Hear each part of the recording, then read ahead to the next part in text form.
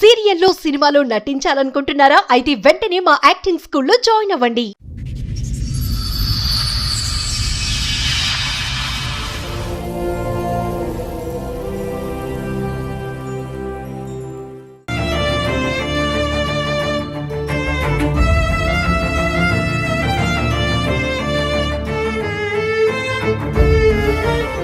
ఈ కార్యక్రమంలో మనతో పాటు ఉన్నారు ప్రముఖ హైకోర్టు అడ్వకేట్ రమ్యాకుల గారు.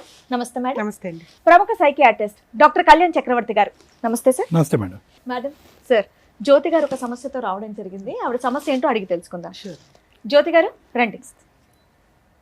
నమస్తే మేడం. నమస్తే అండి.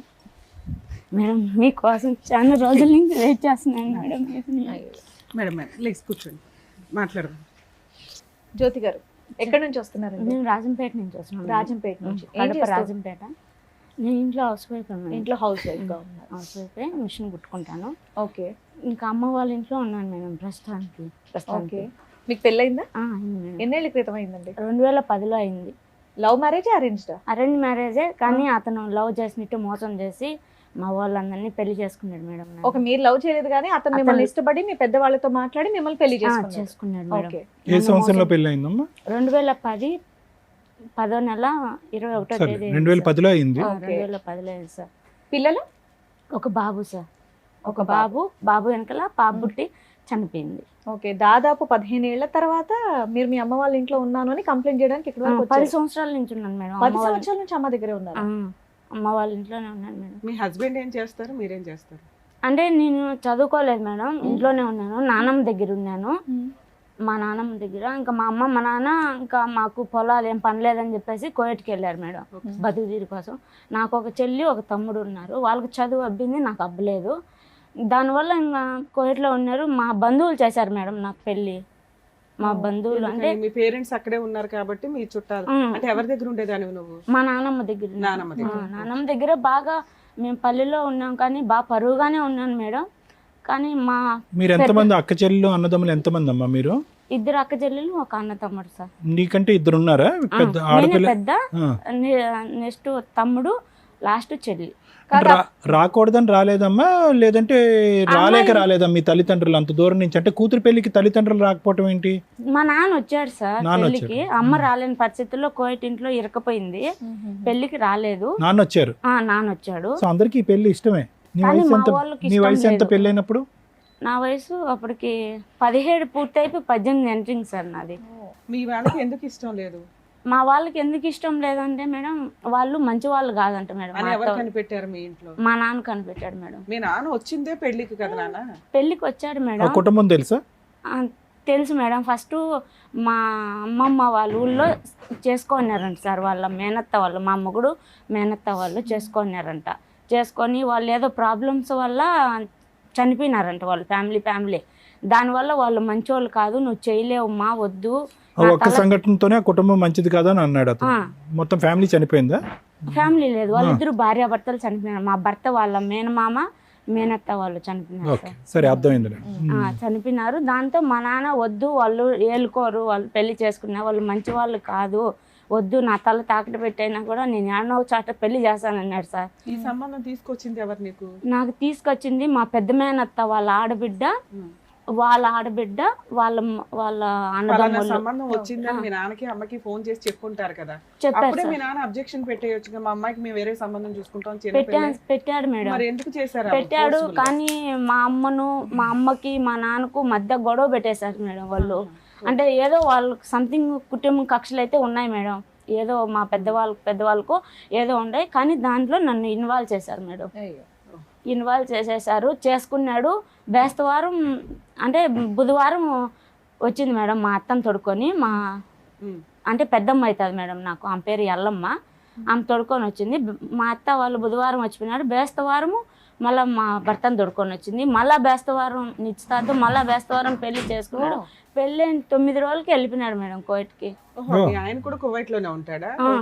కోయట్కి వెళ్ళిపోయాడు మేడం. అతను వాళ్ళు మాకేం బంధువులు ఏం కాదు మేడం, మాకు చాలా అసలు సంబంధమే లేదు. ఏం చేసేవాడమ్మా మీ ఆయన పెళ్ళైన కొత్తలో కువైట్ లో? అక్కడ కోయట్ లో ఎప్పటి నుంచో ఉన్నాడు. ఏం పని చేసేవాడు? డ్రైవర్ అంట sir. Driver. Company visa plastic సామాన్లు అన్ని తిని పడేసేటి అవి ఉంటాయి కదా సార్, అవన్నీ షాప్ పెళ్ళైన 9వ రోజుకి వెళ్ళిన వ్యక్తి మళ్ళీ ఎప్పుడు వచ్చాడమ్మా నీ జీవితం? మళ్ళీ రాలేదు సార్. మళ్ళీ నన్నే కోవిడ్కి సంవత్సరానికి తీసుకున్నాడు సార్. నువ్వు వెళ్ళావా?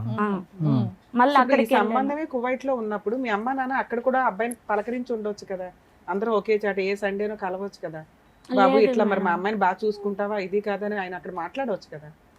మాట్లాడలేదు మేడం, ఇక్కడ ఇంటి దగ్గరే వీళ్ళే మాట్లాడినారు మేడం. సరే పెళ్ళైనాక అబ్బాయి అనటం ఏంటంటే నేను కువైట్ వెళ్ళిపోతాను, నీకు వీసా పాస్పోర్ట్స్ ఇవన్నీ వేసి తీసుకెళ్తాను అన్నాడు. ఒక 1 year కి తీసుకెళ్ళాడు. అక్కడ ఎవరెవరు ఉండేవాళ్ళు? అక్కడ నన్ను తీసుకున్నాడు. నన్ను తీసుకున్న తర్వాత మా బావ వాళ్ళు ఇద్దరు ఉన్నారు. ఒక బావ వచ్చిపోతా ఉన్నాడు, ఒక బావ ఇంకా ఎక్కువ మా దగ్గర ఉండి డ్యూటీకి వెళ్తా ఉన్నాడు. ఇంకా వాళ్ళే ఉన్నారు మేడం. మీ బావకి పెళ్ళయిందా? మా బావ పెద్ద బావకు పెళ్ళి అయిపోయి కూడా పిల్లకాయలు లేక అక్కడ వాతావరణంకి పుడతారని వచ్చి, అతను వాతావరణంకి పుట్టారో లేదో దేవుడు ఎరుగు, కానీ నాకే బిడ్డను గడియమని నన్ను అడిగారు మేడం. బా నన్నే బిడ్డను గడియమని అడిగారు మేడం. అసహ్యంగా మాట్లాడారు అక్కడ. అవును మేడం.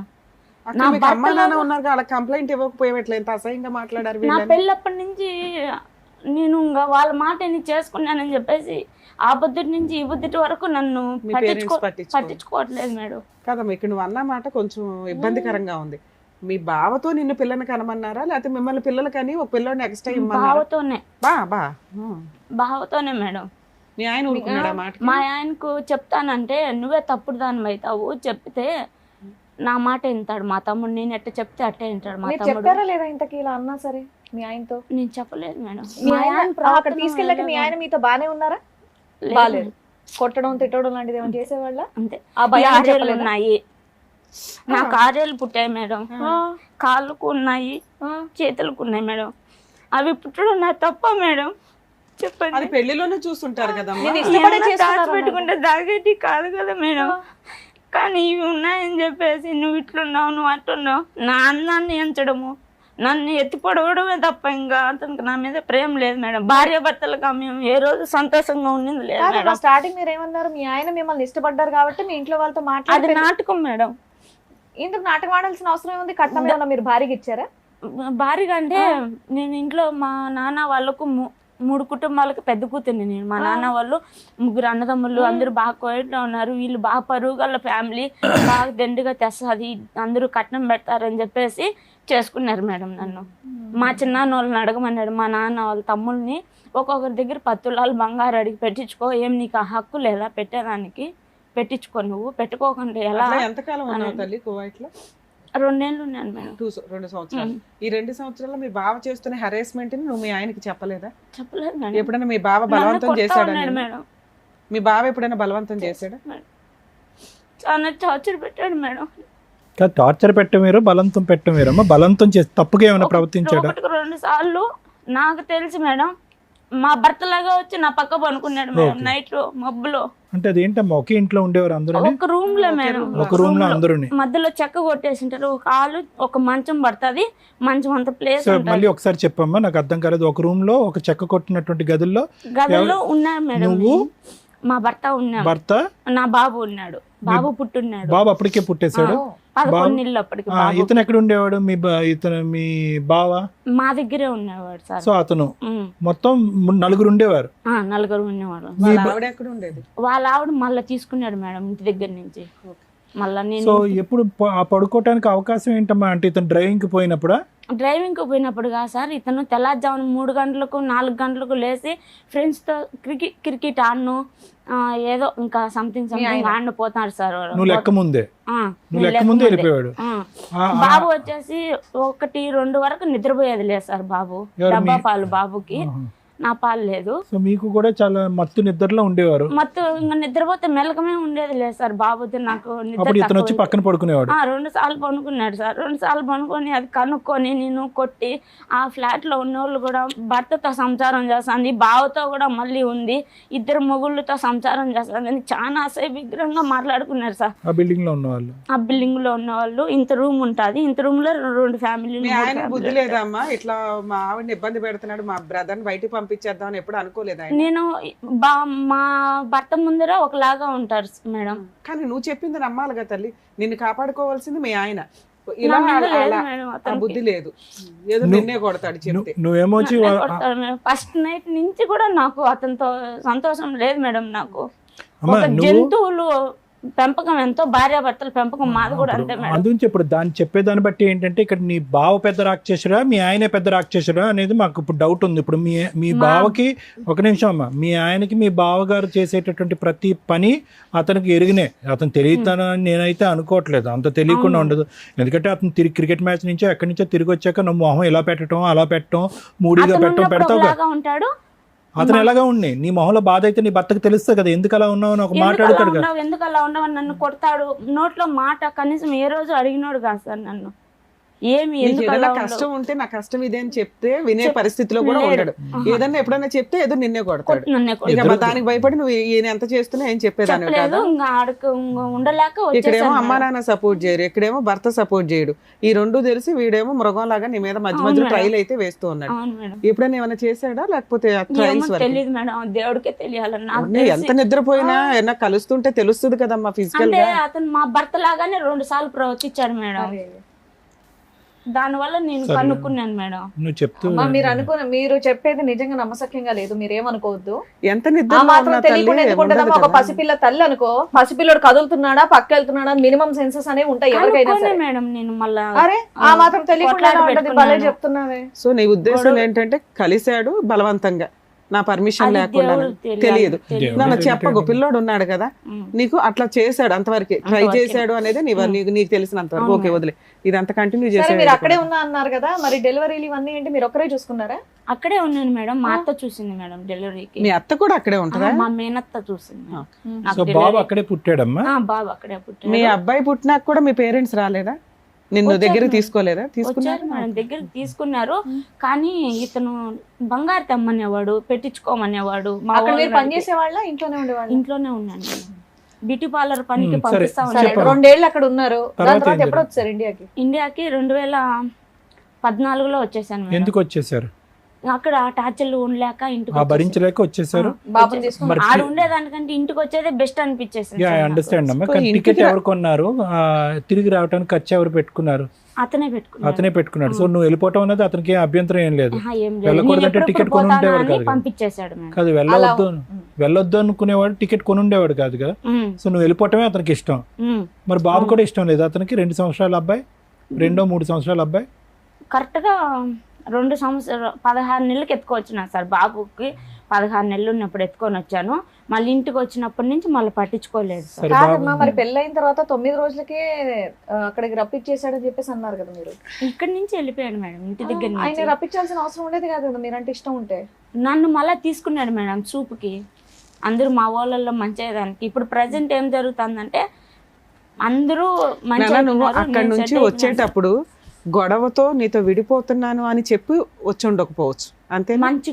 మంచిగానే నువ్వు మంచిగానే వచ్చావు, అతను మంచిగానే పంపించాడు. ఇక్కడికి వచ్చినాక ఆమె ముందు ఆ సంఖ్యలలో నుంచి బయటకు వస్తే చాలరా బాబా అని నువ్వు లౌక్యంగా ఇండియా వచ్చావు, అంతేనా? ఓకే. ఎందుకంటే ఆయన దగ్గరుండి గొడవ పడినాక ఎవడో టికెట్లు కొండవు, నువ్వు ఎడపోతావు అంటాడు. నేను అతను ఇట్లా భర్తకు చెప్పుకోలేక ఇటు బావగారితో, అందులో మళ్ళీ మా తోడుకోడాలు వచ్చేసింది తీసుకొని. సరే, మీ అమ్మ నాన్న అక్కడే ఉన్నారుగా, అక్కడే ఉండి అక్కడే ఏదైనా పని చేసుకుంటూ ఉండొచ్చు. ఇండియాలో ఎవరున్నారు నాన్న నీకు? అమ్మ కోయట్ ఇంట్లో ఉంటది మేడం. అమ్మ సంపాదన లేదే మా తమ్ముడికి మాకు ఇల్లు గడవదు మేడం మాకు. అవునా? నాన్న ఉన్నాడు కదా, పోనీ మీ పిన్ని మేనత్ ఉంది, వాళ్ళంతా ఉన్నారు కదా, అక్కడే ఉండొచ్చుగా నువ్వు కూడా. అక్కడ వాళ్ళు ఉంటే ఎప్పుడు నీ వాళ్ళు అని ఏదో ఒక రకంగా టార్చర్ మేడం. నాకైతే ఏ రోజు సుఖం లేదు మేడం. ఇండియా వచ్చేస్తేనే సేఫ్ అనుకున్నాను అక్కడ ఉండడం కంటే. ఓకే, వచ్చేసి ఇక్కడ ఏం చేసావు? ఇక్కడికి వచ్చాను మేడం, అత్త వాళ్ళ ఇంటికి వెళ్దాం అనుకున్నాను. అక్కడికి వెళ్తే ఇంకొక బావ తాగి కొడతాడు మేడం నన్ను, బాగా తాగి కొట్టేవాడు. అసలు ఉన్నావా ఎప్పుడైనా అత్తగారింట్లో? మరి లేనప్పుడు కొడతాడని ఎలా చెప్తాను మేడం? కొద్ది రోజులు, ఆ 2 రోజుల్లోనే 2 సార్లు 3 సార్లు కొట్టాడు. ఇంట్లోకి వెళ్ళగానే కొట్టేస్తారు ఎవరైనా? కొట్టాడు మేడం. 8 లక్షలు డబ్బు తీసుకున్నారు. 8 లక్షలు డబ్బు తీసుకున్నాడంట మేడం మా భర్త ఆయన దగ్గర. నిన్ను ఎందుకు కొట్టడం? వాళ్ళ తమ్ముడే కొట్టుకుంటే సరిపోతుంది. అంటే నిన్ను కొట్టాలని చెప్పి తాగి అతను ఎట్టంటే అట్ట మాట్లాడి కొట్టాడు. ఇచ్చాను మేడం. ఇచ్చితే పోలీస్ స్టేషన్ లో, టౌన్ పోలీస్ స్టేషన్ లో ఇచ్చాను మేడం.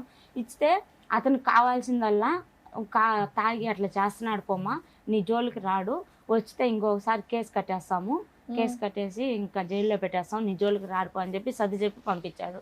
మళ్ళీ ఒకసారి మళ్ళీ అట్లే కొట్టనొచ్చాడు. 8 లక్షలు డబ్బులు ఇస్తావా అని చెప్పి ఒకరోజు మళ్ళీ కొట్టను వచ్చాడు మేడం. మళ్ళీ ఫోన్ చేశాను. మళ్ళీ ఫోన్ చేస్తే ఊళ్ళో పెద్ద మనుషులకు చెప్పారు. ఊళ్ళో పెద్ద మనుషులు చెప్తే ఆయమ్మతో ఏం పని రా నీకు ఏం పని అవసరమా? మీ ఇద్దరు సంబంధమే అంతంత మాత్రం ఉన్నప్పుడు డైరెక్ట్ గా అతను కువైట్ లో ఫోన్ చేసి అతన్ని బెదిరించవచ్చు కదమ్మా. నిన్ను కొడితే లాభం. అక్కడ పడలేక కదా నువ్వు వెనక్కి వచ్చావు. అక్కడ పడలేక నువ్వేమి ఇక్కడ తీర్థయాత్రలకో ఇంకో దానికో రాలే కదమ్మా. అక్కడ పడలేక వెనక్కి వచ్చావు. ఆ పరిస్థితి అతనికి బాగా తెలుసు. నన్ను ఎందుకురా కొట్టేది, అక్కడ ఫోన్ చేశాడు కానీ చెప్పొచ్చుగా. చెప్పాను సార్. చెప్తే కూడా నన్ను నోట్లోంచి మాట రానిచ్చే వాళ్ళు లేదు సార్. నన్ను మళ్ళీ వెళ్ళావమ్మా ఎప్పుడైనా కువైట్? వెళ్ళాలి అప్పటి నుంచి. అప్పుడు నువ్వు కాపురం చేసింది 2 years కదా కువైట్ లో? 2 years ఉన్నాను అత్త వాళ్ళ ఇంట్లో. ఇంకా ఈ పెళ్ళైన నుంచి సంవత్సరం ఒక 2 నెలలు అటు ఇటుగా ఉంటా ఉన్నాను. తర్వాత ఏమైంది లాస్ట్ గా? తర్వాత లాస్ట్ కి మళ్ళీ 2014 లాస్ట్ వచ్చాడు మేడం.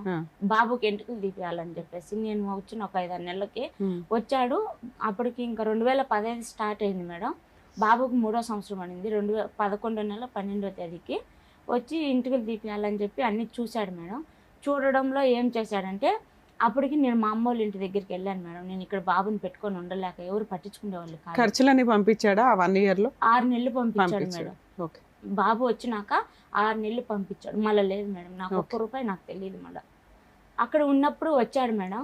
వచ్చి ఇంకా ఎంటుకలు తీపిస్తాము బాబుకి అనుకునే లోపల మా చెల్లెల్ని నేను పెళ్లి చేసుకుంటున్నానని చెప్పి ఎంటర్ చేసేసాడు మేడం. నువ్వే కష్టాలు పడ్డావు, మళ్ళీ నీ చెల్లిని చేసుకుంటాడంటే ఎందుకు? నువ్వు ఆల్రెడీ పిల్లలు కన్నావు కదా. ఏంటి చెల్లిని చేసుకుంటాను అని ఎవరితో అన్నాడు? నీతో అన్నాడా? నాతో అనలేదు సార్. మా పాపకి కొంచెం సైకలాజికల్ ప్రాబ్లం ఉంది సార్. 8 సంవత్సరాల బిడ్డప్పటి నుంచి హాస్పిటల్లో చూపిస్తా ఉన్నారు సార్. మా ఇంట్లో 3 తరాల నుంచి 4 తరాల నుంచి కొంచెం ఆడవాళ్ళకి సైకలాజికల్ ప్రాబ్లం. ఇప్పటికీ మా అత్త వాళ్ళు ఇద్దరు అలానే ఇంటికి పరిమితం అయినారు సార్. కదమ్మా, ఇప్పుడు ఎవరికి సైకలాజికల్ ప్రాబ్లం ఉంది అంటున్నారు మీరు? మా చెల్లెళ్ళకి, మా ఇంటి ఆడబిడ్డలకు, అంటే మా అమ్మ వాళ్ళు. ఎంతమంది చెల్లెళ్ళు నీకు? ఒకళ్ళేగా? ఆ చెల్లికి సైకలాజికల్ ప్రాబ్లం, పెళ్ళి అవ్వల. మీ ఆయన ఆ పిల్లని చేసుకుంటాను. ఒక్క నిమిషం, ఏంటమ్మా సైకలాజికల్ ప్రాబ్లం అంటే ఏంటమ్మా? అంటే నిన్ను చూస్తే నాకు కాదు, నిన్ను తిట్టా కొడతా, ఇంట్లో సరిగ్గా వంట చేయకపోవడము, అలా మా మేనత్త గారికి. మీది మేనరికం అమ్మా? మీ అమ్మగారిది నాన్నగారిది? అవును సార్. ఓకే, ఇప్పుడు అర్థమైందిలేండి. అలా ఎన్ని మేనరికాలు ఉన్నాయి మీ పైన? మీ అమ్మగారు మా నాన్న సార్. వాళ్ళకి వాళ్ళ అమ్మ నాన్నలు వాళ్ళు అంటే వాళ్ళమ్మ వాళ్ళకి ఏమో తెలియదు, మేనరికం లేదు. లేదు ఇప్పుడు ప్రెసెంట్ మా నాన్న చెల్లెళ్ళకి ఇద్దరికి సైకలాజీ ప్రాబ్లం ఉంది. ఇంకా ట్రీట్మెంట్ తీసుకున్నారు. టాబ్లెట్ పడితే తప్ప వాళ్ళు పనుకోరు సార్. మీ చెల్లికి ఎప్పుడు ట్రీట్మెంట్ ఇచ్చారమ్మా? మా చెల్లెలకి 8 సంవత్సరాలప్పుడు చూపిస్తా ఉన్నారు సార్. చూపిస్తే అమ్మాయికి వయసు పెరిగే కొద్దీ సైకలాజీ ప్రాబ్లం వస్తుంది అని చెప్పి డాక్టర్లు చెప్పినారంట సార్. పెరిగే కొద్దీ తగ్గిద్దన్నారా పెరుగుతుందని? ఎందుకంటే అది ఎంఆర్ కాబట్టి. అది చదివేటప్పుడు టెన్షన్ గా ఏడవడం, నాకు తలనొప్పి వస్తుంది, నాకు కంతలు లాగుతున్నాయి అన్నాడు. రకరకాల నాకు బాగుంటుంది. నాకేం అట్లా. ఏం చదువుకున్నారమ్మా మీరు? ఎంత చదువుకోలేదు సార్. ఊళ్ళో 5 వరకు చదువు అవ్వలేదు. అందుకే నాకు అవ్వలేదు సార్ చదువు. తెలివిందని ఉన్నావు అంటే సరే. సరే నాన్న, తర్వాత ఏమైంది? ఆ అబ్బాయి అట్లా అన్నాడు మీ ఆయన, మీ చెల్లిని చేసుకుంటానని. తర్వాత మేడం ఆయన వచ్చాడు మేడం. 2015లో వచ్చాడు. వచ్చేతలకి మా తమ్ముడిని తొడుకొని లోపలికి పోయింది మేడం మా చెల్లి. ఎందుకు తొడుకోమిందో తెలీదు. బాబుని చూసుకుంటే నేను బయటే ఉన్నాను. లోపలికి పోయి రూమ్లోకి పోయి వాకిలు వేసేస్తుంది మేడం. వాకిలు వేసి నేను ఆ మామనే పెళ్లి చేసుకుంటాను నేను అని చెప్పిందంట మేడం అమ్మాయి. చెప్పిన తర్వాత మా తమ్ముడు వచ్చేసి ఏడ్చుకుంటా వెళ్ళిపోయి మా వాళ్ళకి ఫోన్లు చేసి పిలిపించారు మేడం. పిలిపించి ఒక 30 మంది పైగానే వచ్చారు మేడం. పెద్ద మనుషులు అందరూ మా ఊరోళ్ళు వచ్చి ఇటు ఈ అత్తగారుల్లో ఇటు అమ్మగారుల్లో చెడు కాకుండా ఒక పంచాయతీ పెట్టారు మేడం. పంచాయతీ పెట్టి మా భర్తను రమ్మన్నారు మేడం. రా నువ్వు వచ్చి మాట్లాడాలా, మీ ఊళ్ళో పెద్ద మనుషులు తీసుకొని రా అని అంటే అతను వాళ్ళని తీసుకోరాకోకుండా ఏం జరుగుతుందో తెలియదు మేడం. ఆ అమ్మాయి ఎందుకు చెప్పిందో అలా తెలియదు నాకు. నేను చూడలేదు, తమ్ముడు ఏం చెప్పలేదు. ఇట్లా బయట జరిగి ఇట్లా కప్పేసి మా పెద్దవాళ్ళు నన్ను తోసేసాడు మేడం. నన్ను బాబు పీక్ మీద కత్తి పెట్టేసి ఇప్పుడు ఎంత నెత్తి నోరు బాదుకున్నా కూడా ఎవరు నమ్మడం లేదు మేడం నన్ను. ఏదో ఇంట్లోనే పెద్ద మనుషులు తోసేసాడు. నమ్మకపోవడం ఏంటి? అందరూ చూస్తూ ఉంటారు కదమ్మా. నన్ను ఒక్కదాన్ని పంపించాడు మేడం మా వాళ్ళకి. సరే ఓకే, నమ్మకపోయినా పర్లేదు తల్లి, నువ్వైతే నమ్ముతున్నావుగా. మీ ఆయన ఇలా చేశాడు అనేది నీకైతే తెలుసు. అందుకే ఇంకా అప్పటి నుంచి నువ్వు కలవటం మానేసావా? ఇందుకు మీ చెల్లిని చేసుకున్నాడా చేసుకోలేదా? తాళబుట్టు కట్టాడు మేడం. ఆయన నాకు తాళబుట్టు కట్టినాడు. ఇదే మళ్ళీ పీకి జోబులో కింద పడేసింది మేడం. పెద్ద మనుషులు ఏం చేస్తున్నారు? పెద్ద మనుషులు లేరు. చీకట్లో ఈయన ఒక్కడే ఉన్నప్పుడు చేశాడు. వాళ్ళు కలిసి ఉన్నారా? మా అత్త వాళ్ళ ఇంట్లో చేశాడు మేడం. తర్వాత ఏమైంది? ఆ తర్వాత మళ్ళా పెద్ద మనుషులకి నన్ను పంపించాడు. నేను ఒప్పుకున్నా, ఏమని మా చెల్లెలు చేసుకునేది మా భర్తకి ఇష్టమే కదా, మీకేం బాధ, నేను చేసుకుంటాను అని చెప్పి ఆ మాట చెప్పి అంతవరకు పిల్లోడి పీక మీద కట్టి మా ఆడబిడ్డ ఇంట్లో పెట్టి పంపించాడా? మా ఆయనకి ఇష్టమే, నాకు ఇష్టమే, మా చెల్లిని చేసుకోవడం, మాకు లేని బాధ మీకేంటి అని పెద్ద మనుషులు చెప్పమన్నాడు. చెప్పేసావు నువ్వు. ఆ తర్వాత ఈయన తాళి కట్టాడు, ఆ పిల్ల ఈసురు కొట్టింది. ఆ పాపిస్తూ మాట చెప్పిన దాని వల్ల మేడం నాకు అందరికి దూరం అయిపోయినా, కనీసం ఇక్కడ వరకు మా నాన్న పిలుచుకోవచ్చదని కూడా రావట్లేదు మేడం.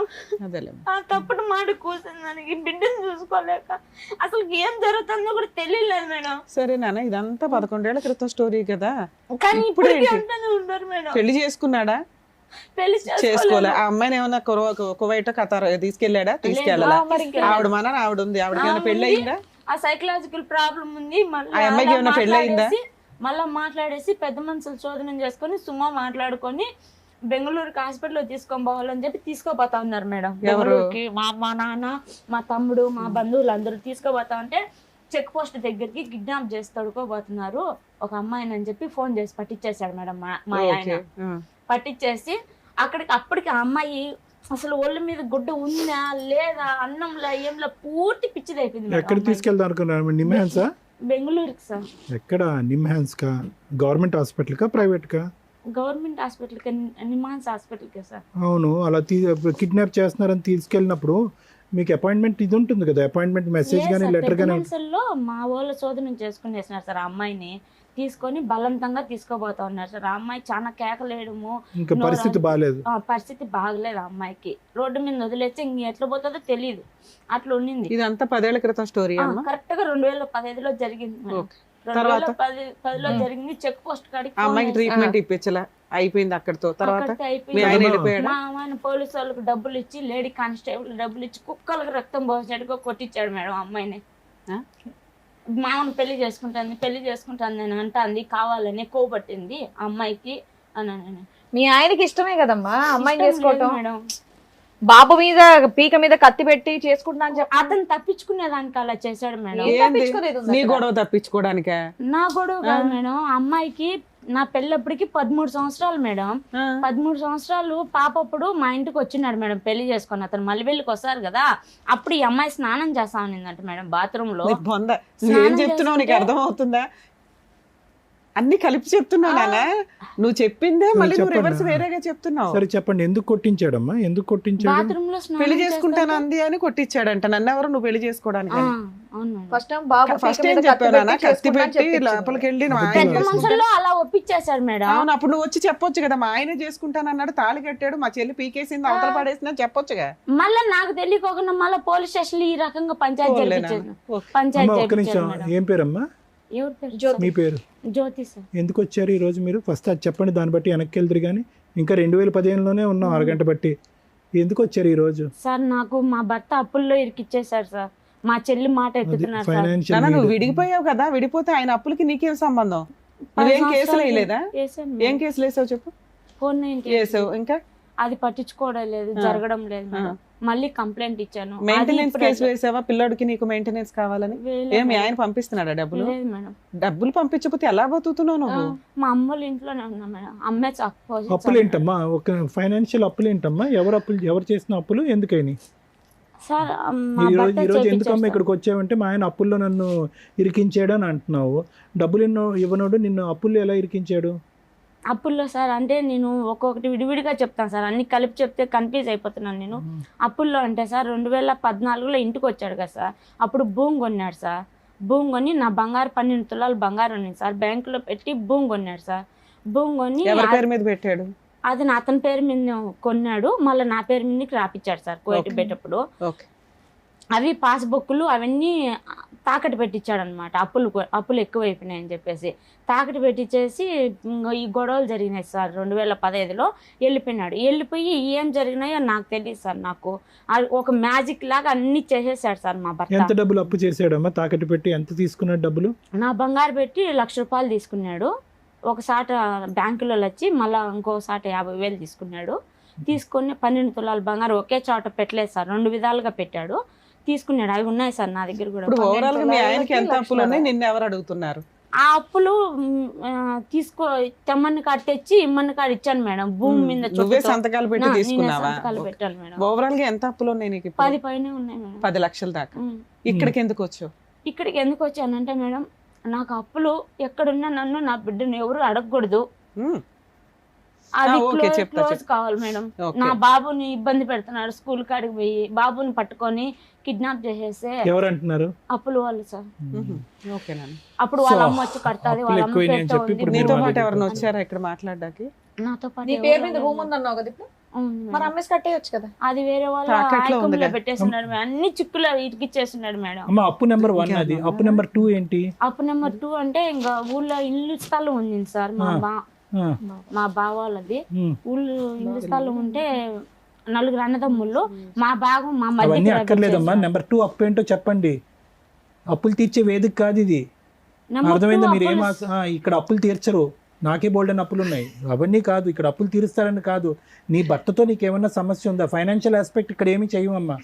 ఆ ఆశతో, ఆ కోరికతో, ఆలోచనతో వచ్చుంటే కనుక వచ్చిన దారినే మీరు వెళ్ళొచ్చు. అలా అయితే కొన్ని లక్షల మంది వస్తారు. నాకు 10 లక్షల అప్పు ఉంది, 20 లక్షల అప్పు ఉంది, పద్మవ్యూహంలో లెక్క తీరుస్తారంటే అని వస్తారు. దాని గురించి కాదు. నీ భర్త దగ్గర నుంచి నీకేమన్నా అన్యాయం ఉందా? మీ కుటుంబ సభ్యుల దగ్గర నుంచి మేము ఏమన్నా అన్యాయం ఉందా? అప్పు ఎలా తీర్చాలన్నది మీరు బయటకు వెళ్ళి లెక్క తేల్చుకోండి. ఆ లెక్కలు ఇక్కడ చెప్పకండి. కానీ నాన్న, నీకు ఇంత అన్యాయం జరిగితే నువ్వు న్యాయం కోసం వేయాల్సిన కేసులు ఎందుకు వేయలేదు ఇప్పటిదాకా? నాకు తెలిసినంత వరకు ఆ ఒక్క కేసు వేసాను మేడం. అదే ముందుకు అవునా? వెళ్ళలేదు. ఇప్పుడు మా ఎపిసోడ్ లో ముందుకెళ్ళలేదు. చూస్తాము అనేది నువ్వు అర్థమైపోయింది దీన్ని బట్టి. ఎందుకంటే ఇక్కడ ఏదో న్యాయం జరిగిద్దని వచ్చావు అంటే మా ఎపిసోడ్లు అన్ని చూస్తున్నట్లే. అవును మేడం. లీగల్ గా ఎలా ఉంటది, ఏం కేసులు వేసుకోవాలి, మీ ఆయన దగ్గర నుంచి ఆ డబ్బులు ఎట్లా వసూలు చేసుకోవాలి, ఉచిత న్యాయ సహాయం చేసే ప్లేసులు ఎక్కడ, ఇవన్నీ నేను మాక్సిమం ఎపిసోడ్లో చెప్తూనే ఉన్నా. అలా ఎందుకు మీరు ప్రయత్నించలేదు? ప్రయత్నించాను మేడం. ఇప్పుడు కూడా ఒకటి కంప్లైంట్ అర్జీ ఇచ్చున్నాను మేడం స్టేషన్ లో. నువ్వు ఓన్లీ పోలీస్ స్టేషన్ కేసే ఇస్తున్నావు. ఇస్తున్నా. ఈచ్ కేసు యొక్క ఒక్క నిమిషం నాన్న, ఈచ్ కేసు యొక్క పవర్స్ వేరు. నీ అప్పు తీరాలి అంటే దానికి వేయాల్సిన కేసు వేరే. ఓకేనా? అది ఏ అడ్వకేట్ ని కలిసినా చెప్తారు కదా నాన్న. మేడం నేను ఎంతవరకు ఎందుకు వచ్చానంటే మేడం, చిన్న ప్రాబ్లం కాదు వల్ల రాలేదు మేడం. నేను చాలా పెద్ద ప్రాబ్లం వల్ల వచ్చాను మేడం. మా చెల్లెల విషయంలో ఏ తప్పు లేదు మేడం. ఆ అమ్మాయికి హెల్త్ ప్రాబ్లమ్స్ మేడం. కాబట్టి నా దగ్గర పేపర్లు ఉన్నాయి. 2 నెలలు కుక్క కంటే ఈనంగా పన్నాను మేడం నేను హాస్పిటల్. పిల్లాడు చదువుకుంటున్నాడా? ఇల్లు ఎలా గడుస్తుంది నీకు? అమ్మాయి మేడం, నీ మిషన్ కుట్టుకుంటా. ఒక కన్ను మా చెల్లి మీద ఎలా, ఒక కన్ను నా బిడ్డ మీద వేసి చూసుకొని. మీ చెల్లి బాధ్యత నీకెందుకమ్మా? నీ చెల్లి బాధ్యత మీకెందుకు? మీ తమ్ముడు ఏం చేస్తున్నాడు? తమ్ముడు ఉన్నారు కానీ అమ్మాయికి హెల్త్ ఇప్పుడు ప్రాబ్లం. ఎంత అమ్మాయి వయసు ఎంత? ఇప్పుడు 26, 27 ట్రీట్మెంట్ నడుస్తుందమ్మా? నడుస్తుంది సార్. రిహాబిలిటేషన్ యూనిట్లో ఎప్పుడన్నా పెట్టారా? మెంటల్ హెల్త్ అసైలంలో ఎప్పుడన్నా పెట్టారా? అదేమో తెలియదు సార్. నా దగ్గర అయితే పేపర్లు మందులు వాడుతుందా? వాడుతుంది సార్. ఇప్పుడు స్థిమితంగా ఉందా తను? అవును సార్. లేదంటే అక్కడ ఏమైనా రిహాబిలిటేషన్ సెంటర్లో నేను రికమెండ్ చేసి పెట్టించమంటారా? ఇప్పుడు ఒకటమ్మా, ఒక పక్క నుంచి నేను అబ్బాయిని చూసుకోవాలి, ఇంకో పక్క నుంచి చెల్లిని చూసుకోవాలి అంటే కనుక ఈరోజు అది చాలా కష్టసాధ్యం. నీ కొడుకు మీరు తేరుకుని బయటపడటానికి ప్రయత్నం చేయండి. మీ కాళ్ళ మీద మీరు నిలబడండి.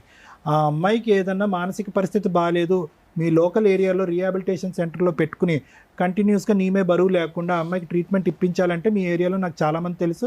ఆ ఏర్పాటు నేను చేస్తా. ఆ సమస్య గురించి ఇక్కడ మీరు ముడిపెట్టకండి. ఇప్పుడు మీరు ఏ సమస్య గురించి వచ్చారో అనేది చాలా క్లియర్ కట్గా మాట్లాడుకోవాలి. ఫస్ట్ ఓపెనింగ్ ఏమన్నారు? ఏమండి నాకు ఇన్ని అప్పులు ఉన్నాయండి, ఒక్క అప్పు వాడు కూడా నా మీదకి రాకూడదంటే అప్పు తీసుకున్నవాడు మీదకి ఎందుకు రాడమ్మా? వస్తున్నారు సార్. మరి వాడు వాడు వస్తున్నారు. కుటుంబాన్ని పోషించాలి. నీ భర్త మాటలు విని ఎలా మోసపోయారు మీరు? అది క్లారిటీ ఇవ్వండి నాకు మీ ఒక్కసారి. తమ్ముడు ఏం చేస్తున్నాడమ్మా? అమ్మా ఫస్ట్ ఆఫ్ ఆల్ అక్కడికి వెళ్ళాక మీ ఆయన ఫస్ట్ డే నుంచే అసలు మీరు ఎప్పుడు సుఖంగా లేరు, ఎప్పుడు కొడతాడు నా మాట విన్నప్పుడు, అలాంటి 4 ఏళ్ల మనిషి తర్వాత ఒక చిన్న పిల్లాడు ఉన్నప్పుడు ఆయన పెట్టమన్న చోట సంతకాలు ఎందుకు పెట్టావు? నువ్వేమన్నావు? నాకంతా బానే ఉందండి, నేను నార్మల్ గా ఉన్నాను, నేను కరెక్ట్ గా ఉన్నాను. మరి ఆ మాత్రం జ్ఞానం లేదా? అక్కడ దుబాయ్ తీసుకెళ్లి నిన్ను నానా హింసలు పెట్టారు. మరి అలాంటి వాళ్ళ మీద నమ్మకంతో ఎలా పెట్టావు? భూమి కొన్నాను బాబుకు మనకే కదా అని చెప్పి అలా అమ్మ ఆశలు ఏమన్నా పెట్టేస్తాడు. అన్నాడు, నీకు పెళ్లి అయ్యే టైంకి నీకు 16 సంవత్సరాలు, నువ్వు సంతకం పెట్టే టైంకి నీకు 21 సంవత్సరాలు. 21 సంవత్సరాల పాటు 5 సంవత్సరాల పాటు నరక యాతన అనుభవించాను. మెడపట్టుకుని బయటకు గెంటేశాడు. అక్కడ బావ కరెక్ట్గా లేదు, భర్త కరెక్ట్గా లేడు, కొడుకు అనేటటువంటి జ్ఞానం కూడా లేకుండా టికెట్ కొని వెనక్కి పంపించండి. ఎలా నమ్ముతావు? ఇప్పుడు నీ మాట మమ్మల్ని ఎలా నమ్మంటావు? నీ మాట మమ్మల్ని ఎలా నమ్మంటావు? కొడుకు గురించే అని అన్నావు. పోనీ అది ఒక ఎత్తు, రెండోది, మూడోది, నాలుగోది, 4 అప్పులు చెప్తున్నావు నువ్వు. 4 భారీ స్థాయి అప్పులు 10 లక్షలు. అప్పు ఇచ్చినోడు నా మీదకి రాకూడదండి, వాడికి మీరు ఏమైనా వార్నింగ్ అంటే మేము అలా చేయవమ్మా. అప్పు ఇచ్చినోడు వాడు కడుపుమంటే వాడు చెప్పడా, వాడు బాధపడ్డా? చెప్తారు. ఫైనల్గా సంతకాలు పెట్టి ఎవరు మీడియేషన్ ద్వారా అప్పులు చేయబడినాయి? నేను ఎవరు బలవంతం చేసి ఎవరు అప్పులు తీసుకోలే కదా. ప్రతి చోట నీ సంతకం ఉండుంటది, ప్రతి చోట నువ్వు పెట్టినటువంటి తాకట్టు ఉంటుంది. అదే సార్ నేను చేసిన తప్పు. పెళ్ళైన తర్వాత ఇదేంటి తప్పునంటే ఒకసారి చేయొచ్చు, 2 సార్లు చేయొచ్చు అమ్మా. జీవితాన్ని పనంగా పెట్టి పిల్లోడి యొక్క భవిష్యత్తు పనం పెట్టి నరకం చూపెట్టేటువంటి రాక్షసులకి పదే అప్పులు సంతకాలు పెట్టి ఎవరు? నాన్న 2 క్వశ్చన్లు. 10 ఏళ్ళు అయింది నువ్వు అప్పు చేసి, అప్పులు ఊరుకున్నారా ఇప్పటిదాకా? బాండ్ రాపించుకుంటా ఉన్నారు మేడం. ప్రతిసారి బాండ్లు ఇప్పటికి ఎన్ని ఎంత కట్టరా? 3 సార్లు రాపించాను మేడం. ఒక్కొక్కళ్ళు. నీ దగ్గర ఏమున్నాయని? అంటే నేనేం సొంతంగా తేలేదు మేడం. She's a మా భర్త mediation. చెప్పితే ఇచ్చారు కదా కాబట్టి మధ్యవర్తిత్వం నన్ను బలంతం చేసి. పెట్టలేదు మేడం. అతని దగ్గర నుంచి ఆ రాబట్టుకోవాలంటే 8 లక్షల స్టోరీ ఉంది కదా మేడం, సైన్లు కావాలి కదా మేడం, అదే టైం ఇప్పుడు. ఉండాలి కదా వాళ్ళకు, డబ్బులు తీసుకోవాలంటే అట్లా రాపించుకుంటున్నారు. ఇప్పుడు అతను ఏం చేశాడంటే చచ్చిపోయినాడా బతికున్నాడా అనేది అడ్రస్ లేకుండా కోవిట్లో ఉండిపోయినాడు. కోవైట్ లో మీ అమ్మ వాళ్ళ నాన్న వాళ్ళు ఎతికితే దొరకరా? దొరకలేదు మేడం, మాకు టచ్ సరే. లేదు మేడం. మీ తమ్ముడు ఏం చేస్తున్నాడు ఇప్పటికి? తమ్ముడు వాళ్ళ పెళ్ళయింది, 2 పాపలు. ఆయన బాగానే ఉన్నాడు, ఆయన కుటుంబం ఆయన ఉన్నాడు మేడం. ఇంట్లో మీకేం ఖర్చులకు గానీ ఏమి ఇవ్వడు? అమ్మ చూసుకుంటాది, అక్కడ ఇస్తాడు. నుంచి మీ అమ్మాయి చూసుకుంటుంది, నువ్వు మిషన్ కుట్టుకుంటున్నావు. పిల్లాడు చదువుతున్నాడా? చదువుకుంటున్నాడు. గవర్నమెంట్ స్కూల్లోనా ప్రైవేట్ స్కూల్? గవర్నమెంట్ స్కూల్లో వేసినాను, కానీ మా భర్త ఎవరినంటే వాళ్ళు పంపిస్తున్నాడు, నా బిడ్డను తీసుకోరప్పని. పోనీ పంపించేస్తే అక్కడ బాగుంటాడు, నీకు అడ్రస్ కూడా దొరికిద్దిగా. పిల్లోడు అక్కడ ఉన్నాడు అనుకో, అప్పులోడు అక్కడ చూపించవచ్చు కదా, నువ్వు అక్కడ ఉన్నాడు రప్పించుకోండి అని. కానీ ఏ రోజు బాబుని మన బిడ్డ అని వాళ్ళు ఏ రోజు చూడలేదు మేడం. నాన్న నువ్వు ఇక్కడ కూర్చున్న దగ్గర నుంచి ఒకే వర్షన్ని 2 రకాలుగా మాట్లాడుతున్నావు. ప్లీజ్ కొంచెం చూడండి. సరే, మీకున్న ఆప్షన్ ఏంటంటే అప్పులోళ్ళు మీ దగ్గరికి రాకూడదు, మీ ఆయన దగ్గర నుంచి రక్షణ కావాలి, నీ పిల్లోడు నీ దగ్గరే ఉండాలి. దీనికి ఏం చేయాలని అడగడానికి వచ్చాను, అంతేనా? అలాగే మీ సిస్టర్ కి హెల్త్ ప్రాబ్లం ఉంది, సార్ ఏమైనా హెల్ప్ చేయగలిగితే అది కూడా, అంటే మేమే చెప్తున్నాం, ఈ ఆఫర్ కూడా మేమే ఇస్తున్నాం. నీకేం అడగాలో తెలియట్లేదు కాబట్టి. సరే, కాసేపు సైలెంట్ ఉండండి. ఒక 2 ఇష్యూస్ అమ్మా, 2 ఇష్యూస్. ప్రతి చోట నేను అమాయకురాలనండి, నాకు తెలియదు, నేను మోసపోయాను. కానీ నీ మాట తీరు ఎక్కడ కూడా మాట్లాడేటటువంటి విధానంలో తడబాటు లేదు. మీ సిస్టర్కి మెంటల్గా బాగుండకపోవచ్చేమో, కానీ మీ చుట్టాలు ఎవరికన్నా సైకలాజికల్గా పోవచ్చు, కానీ నువ్వు చాలా తెలివైన దానివమ్మ. Let me make it a very frank opinion here. నువ్వు చాలా తెలివైన దానివి. నీకు భగవంతుడు ఆలోచన శక్తి ఇచ్చారు, చాకచక్యం ఇచ్చారు, దాంతోపాటు ఒడిదొడుకులు ఎదురుది సక్సెస్ఫుల్గా నిలబడి పిల్లోని ఈ స్థాయి వరకు పెంచేటటువంటి 15 సంవత్సరాల ప్రయాణంలో మీ మ్యారేజ్లో 2 ఇయర్స్ పాటు నువ్వు ఎక్కడో కువైట్లో ఉన్నావు, మిగతా 13 ఇయర్స్ పాటు అందరి సమక్షంలోనే నువ్వు ఉన్నావు. అందరికీ తెలుసు. ఎల్కేజీ నుంచి యూకేజీ పిల్లోడు, 2nd స్టాండర్డ్ పిల్లోడు కూడా జ్యోతికి వాళ్ళ భర్తకు పడుతుందంటే కనుక అందరికీ తెలుసు కదా. ఎవరైనా పోనీ జ్యోతి వాళ్ళ భర్త అన్యోన్యంగా ఉంటాం అనేది ఎవరన్నా చూసారా? ఎవరు చూడలేదు. మరి అందరూ వచ్చి నీ జుట్టు ఎందుకు పట్టుకుంటున్నారు? అందరూ అంటే సార్ అదే అంత మా చెల్లెల్ని ఇచ్చి పెళ్లి చేసినానని మా భర్త అలా చెప్పించినాడు సార్. నన్ను అడ్డం పెట్టేసుకుంటున్నాడు సార్, ప్రతి ఒక్క దానికి నన్ను అడ్డం పెట్టేస్తున్నాడు. అతను తప్పు చేసేది నా మీదకి. నువ్వు అడ్డంగా వెళ్ళటానికి ఇష్టపడితేనే నేను అడ్డం పెట్టుకుంటాడు. అవును సార్. ఒక మనిషి ఒక మాట ఒక్కసారి నమ్మచ్చు, 1కి 10 సార్లు నమ్మి ప్రతిసారి నన్ను మోసం చేస్తున్నాడు అంటే కనుక అంటానికైనా ఒక అర్థం ఉండాలి కదమ్మా. ఎందుకు నీ తెలివితేటలకు ఇప్పుడు జరిగినటువంటి మోసాలకి ఎందుకు లింక్ పెడుతున్నానంటే, నువ్వు మాట్లాడేటటువంటి తీరు నీ తెలివితేటలకి జరిగినటువంటి 10-12 మోసాలకి అసలు ఎక్కడ లింకు కుదరట్లే. ఎక్కడో చోట నువ్వు బ్రేక్లు వేసుకోవాలిగా. ఎంతకాలం అమాయకురాలు అని చెప్పి ఆ ఊరంతా నమ్మించి ఈ వేదిక మీద ఎక్కడ కూర్చుని నేను అమాయకురాలనండి, 23 సార్లు నేను మోసపోయానండి, 10 లక్షలు అప్పు ఉందండి అని ఎలా చెప్తావు? ఎలా న్యాయాలు జరుగుతాయి ఇలాంటి వాటికి? సార్ అప్పనే కాదు సార్, ప్రతి ఒక్క విషయంలో నేను నమ్మాను సార్ అతన్ని. ఎందుకు నమ్మాలి? ఎందుకు నమ్మాలమ్మా? నమ్మాను కాబట్టి. ఏమండి 20 సంవత్సరాల పాటు శుభ్రంగా కాపురం చేసామండి, 21వ సంవత్సరం నుంచి మోసం చేశాడండి, కాబట్టి 21వ సంవత్సరంలో అతడు దొంగని నాకు అర్థమైందండి అంటే అర్థమైంది. పెళ్ళైన కాడి నుంచి ఇప్పటి వరకు మొత్తం కంటిన్యూస్గా మోసాలు అయిపోతూ ఉంటే కనుక ఎలా నమ్మావు? మళ్ళీ నీ తెలివితేటలకే నేను ముడి పెడతాను. మీ చెల్లి పిచ్చిదయ్యి ఉండొచ్చు, నువ్వు చాలా తెలివైన దానివి. మోసం చేసేటటువంటి వ్యక్తిని 10 నిమిషాలు ఎదుర్కొంటూ నిలబడినా కూడా కనిపెట్టేటటువంటి మానసిక స్థైర్యం, తెలివితేటలు నీకు ఉన్నాయి. అలాంటిది 15 సంవత్సరాల పాటు ఒక వ్యక్తి యొక్క మానసిక పరిస్థితిని అసెస్ చేయలేదా నువ్వు? కనుక్కొని సార్ 10 సంవత్సరాల నుంచి దూరం అయిపోయినా సార్, వద్దని చెప్పేసి. ఈ అప్పులన్నీ 10 సంవత్సరాల లోపే అయిపోయినాయి, అంతకు ముందే అయిపోయినాయి. అవును సార్. ఇంకా నేను సొంతంగా తేలేదు కాబట్టి అతను చెప్తే ఇచ్చారు కాబట్టి నా దగ్గర బాండ్లు రాపించుకుంటా సగం కట్టిపించుకున్నారు. ఇప్పుడు ఇంకా వడ్డీ అసలు కలిపి 10. ఇప్పుడు మీతో పాటు ఎవరు వచ్చారు? నేను బాబు వచ్చాను. Sir with your permission madam, with your permission ఒక్కసారి ఆ అబ్బాయిని కూడా పిలిచి ఒక్క 2 క్వశ్చన్ పిల్లోడు మైనర్ purpose కదా, less పిల్లడికి ఏం తెలుస్తుంది అని అంటే వాళ్ళ నాన్న మాట్లాడుతా ఇప్పటి వరకు ఇవి చెప్పింది. నాకేంటంటే చిన్న డౌట్, అట్లీస్ట్ వాళ్ళ నాన్న ఫోన్ చేసి మాట్లాడుతున్నాడా Okay, లేదా, connectivity ఏంటి ప్రవర్తన between fathers and ఏంటనేది relationship. ఒక్కసారి నేను తెలుసుకుందామని అంతే. With your permission. Father permission, father son relationship. దానన్న నీ పేరేంటి? రామ్ గోవర్ధన్, ఏం చదువుకుంటున్నావు? 7th standard. 7th standard. ఇప్పటి వరకు మీ మమ్మీ చెప్పిందంతా అక్కడ కూర్చొని విన్నావు. నువ్వేమన్నా చెప్పాలనుకుంటున్నావా? చెప్పు. మేడం చిన్నప్పటి నుంచి నాకు 3 years ఉన్నప్పటి నుంచి మా నాన్న ఎలా ఉంటాడో నాకు తెలియదు మేడం. ఇప్పుడు వరకు ఫోటోల్లో అప్పుడప్పుడు చూసా, అంటే ఇప్పుడు చూడను, నాకు మా నాన్న అంటే ఇష్టం లేదు. ఫోన్ లో మాట్లాడతాడు ఎప్పుడన్నా మీ నాన్న? లేదు మేడం. ఎప్పుడు లేదు. ఎప్పుడన్నా మీ ఇంటికి వచ్చాడా, నా పిల్లోడు నాకు కావాలి తీసుకెళ్లిపోతానని ఎవరన్నా పంపించాడా? బయట బాబు వచ్చే నాన్న నిన్ను ఖతార్ తీసుకెళ్లిపోతాను, దుబాయ్ అది తీసుకెళ్లిపోతాను స్కూల్కి వెళ్ళేటప్పుడు మధ్యలో ఫాలోయింగ్స్ అట్లా చేస్తూ ఉంటారు మేడం. వచ్చేవాడా? డైరెక్ట్ గా రాడు మేడం, ఎవరినైనా పెట్టించాడు ఓకే. అట్లా. అలా నీకెలా తెలిసింది వాళ్ళు నీ కోసం వచ్చారని? అంటే శ్రీచక్ర స్కూల్లో చదువుతా ఉన్నాను మేడం. First to 4th. ఎన్ని సంవత్సరాల క్రితం స్టోరీ ఇది? ఇది ఫస్ట్ క్లాస్ నుంచి ఫస్ట్ క్లాస్ నుంచి 4th వరకు చదువుకుంటా ఉన్నాను. అంటే 2 years బ్యాక్. ఓకే. చదువుకునేటప్పుడు నేను 3rd class 4th class ఈ 2 yearsలో బాగా నేను వెళ్తూ ఉంటా కదా, సింగిల్గా రోడ్డు దాటుకొని వెళ్తూ ఉంటా భయం లేకుండా. వెళ్ళేటప్పుడు అక్కడ రోడ్లో బండి వేసుకొని ఆగుంటారు మేడం ఎవరైనా 2. అప్పుడు ఇట్లా పిలుస్తారు, రే చిన్న ఇటు రారా అని. ఏం నా అన్నప్పుడు మీ నాన్న ఫోన్ చేసినాడు మాట్లాడు అని చెప్పి వీడియో కాలు వీళ్ళు ఫోన్ నాకు చూపిరు మేడం, ఇటు పెట్టి చూపిస్తారు. అది నాకు ఎలా తెలిసిందంటే మా అమ్మకి చెప్పిన, మా అమ్మ అప్పుడు వచ్చేటప్పటికి వాళ్ళు ఉండరు, వెళ్ళిపోయి ఉంటారు. ఫోన్లేనా? నాన్నే కదా, మాట్లాడొచ్చుగా. మాట్లాడకూడదని నువ్వెందుకు అనుకుంటున్నావు? చిన్నప్పటి నుంచి జరిగేది చూసానే ఉన్నాను కదా మేడం. నువ్వేం చూసావు నాన్న? నువ్వు పుట్టినప్పటి నుంచి మీ నాన్న ఎప్పుడు డైరెక్ట్ గా చూడలే, మీ అమ్మ చెప్పింది వినటమే తప్ప. అది అబద్ధాలు అయి ఉండొచ్చు కదా. మీ ఇంట్లో మీ పిన్న ఒకటి ఉంది, మీ అమ్మ కూడా అలాగేనేమో అమాయకురాలేమో అని నువ్వెందుకు అనుకోలే? అంటే నేను లేకుండా నాన్నతో మాట్లాడొద్దు నా అమ్మ ఎప్పుడన్నా చెప్పిందా? చెప్పలేదు. మరి ఒకసారి మాట్లాడి ఉండాల్సింది. మీ నాన్న నీతో ఎలా మాట్లాడతాడో నీకు తెలిసి ఉండేదిగా.